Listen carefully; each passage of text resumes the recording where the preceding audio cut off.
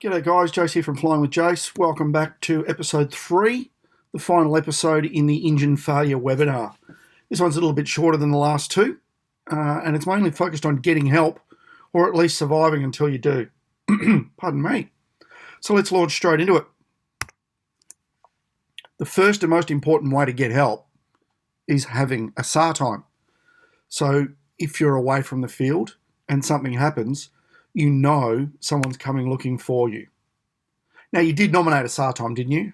If not, and if you haven't watched my video, go to my YouTube, or where you should be now, and have a look for the SAR and SAR time for recreational pilots video. I spent a fair bit of time there going into what is required for a SAR time, how to nominate, how to lodge a SAR time, and what happens when your SAR time expires, how to get help, or how to help comes to you. Do you have a PLB or an ELT, and do you, and it should say here, does your passenger know how to use it? That one in the bottom picture there, that's an ACR personal locator beacon. I carry that with me every time I go flying. It's a simple case with this one of popping that thing there open, undoing that little tab and an antenna pops out. Underneath is a power button. You press that power button, the unit switches on, does everything by itself. Works out your position by GPS and sends a signal to a satellite with the beacon's identifier number that's registered to me. That includes a phone number to call for help and the position by GPS of the beacon. Now, your aircraft may also have an ELT on board that's registered and designated just to the aircraft itself. It would help if you know, if you have one, where it is and how to use it. You should know how to use all of this emergency equipment. You should also, in particular, if you've got a PLB, during your passenger brief, just make sure that your passenger also knows how to use your ELT, because they may be the person that you're going to rely on to use it for you. The emergency squawk 7700.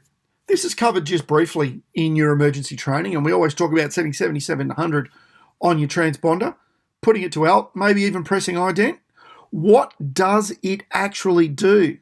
Okay, well, if you set 7700 on their radar screen, okay, they're going to, on the air traffic control, and this assumes, of course, that you're within range of a secondary surveillance radar. If you're at 1,000 feet over Birdsville, this probably isn't going to work. But if you're above 1,500 feet on the eastern seaboard, it definitely will work. And everywhere else, it's worth giving it a try anyway. All right, on a radar screen, if you set 7700, press ident, they're going to get something similar to this. All right, they're going to get 7700 emergency, a position, and then all of the information that that radar screen can give them. This might be what a normal one looks like to them. Someone squawking VFR 1200 with 85 knots. Okay, this is some normal screen. This is when someone has squawked 7700. There's generally an audio tone associated with that as well. They can see you. They know where you are. As you descend and make your forced landing and disappear off the screen, they'll know where you were. If you squawk 7700, someone will be coming looking for you. All right, let's assume you've conducted a beautiful forced landing. You've got the radio. You might be able to get air traffic control or someone on the radio, or you might be able to call 000 on the phone. But how do you find out where you are? All right, well, let's have a look at a couple of ways to actually find out where you are. If you know how to do this, you can get help to come directly to you. Okay, so first of all, from your phone. Those of you that have got an iPhone, every iPhone I've ever owned has the Compass app. If you open the Compass app, and you might need to look in your utilities, it will give you, down here, your latitude, longitude. If you pass that lat long on to the search and rescue agencies, they will use that to find you directly.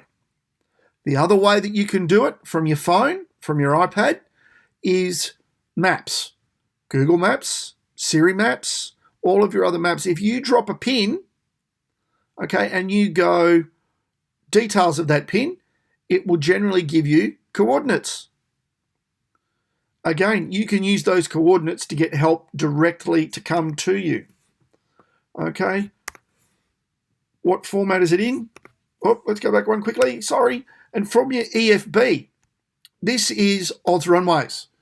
Okay, I'm sure other EFBs are similar, have similar formats. In Oz Runways, it's a simple matter of clicking and holding one of these tabs and getting it to display your lat long. Again, there is my lat long. I can pass that straight on. What format is it in? Generally, it's going to be in degrees, minutes, seconds south, or degrees, decimals south and east. You can see the examples here are the same. It won't matter. If you pass that on via radio, via phone to the emergency services and you tell them that I'm at 27 degrees, 7 minutes, 18 seconds, or I'm at 28.13319 south, they will find you. First aid kit. Where is it? Do you know where it is in your aircraft? That's one out of a Huey if you're interested. Where is it? Do I know where to find it? Did I tell my passengers where to find it? What's in it? It's no good just knowing there's a first aid kit, looks like a fishing box, it's in the back seat.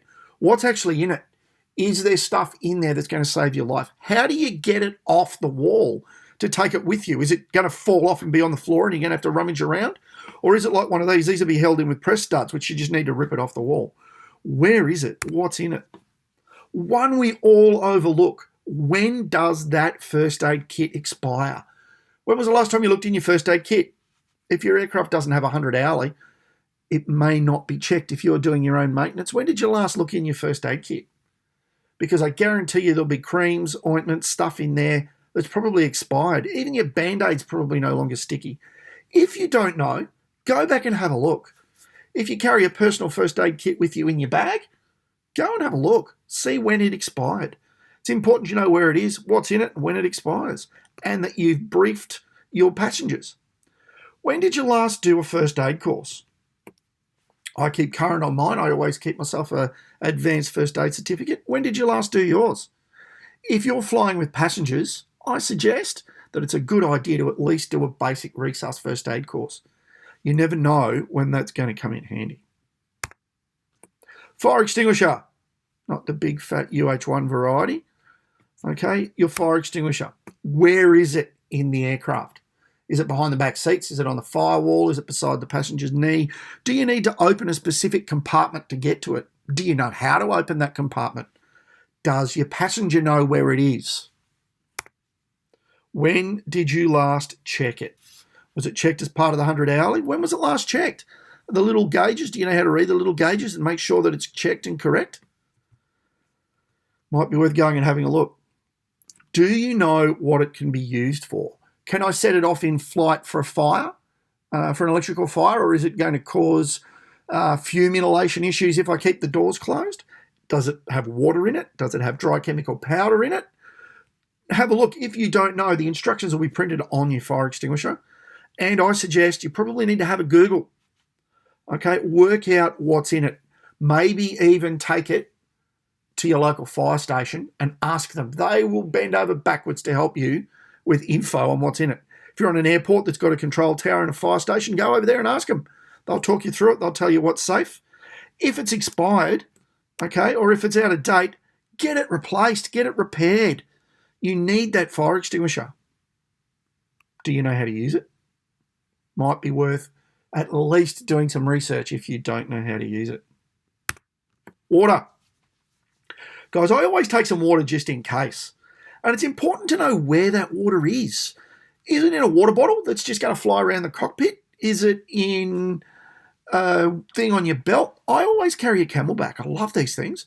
Drape it over the back of your seat. You've got your little water tube can come up. You can suck on it when you need a drink. It keeps your water cold. Okay, it keeps it out of the sun. And if you need to get out of the aircraft, you can take it with you. Mine holds 2 litres, a couple of litres of water, a couple of kilos. There's no great impost. Tell your passengers where it is again. You never know when your passenger's going to need to help you out. All right, now this isn't all-encompassing. These are just some suggestions for you for episode 3 for things to think about. It's not a survival course. It's not intended to teach you how to survive in the bush. It's just a few ideas to help you after your emergency landing. That concludes the webinar. Now, guys, please leave comments and suggestions in the links below. If there's anything more you'd like to know, let me know. I might be able to punch out another webinar or something else on that. Thank you if you've made it this far. I've really enjoyed covering this. And I look forward to talking to you all in the future.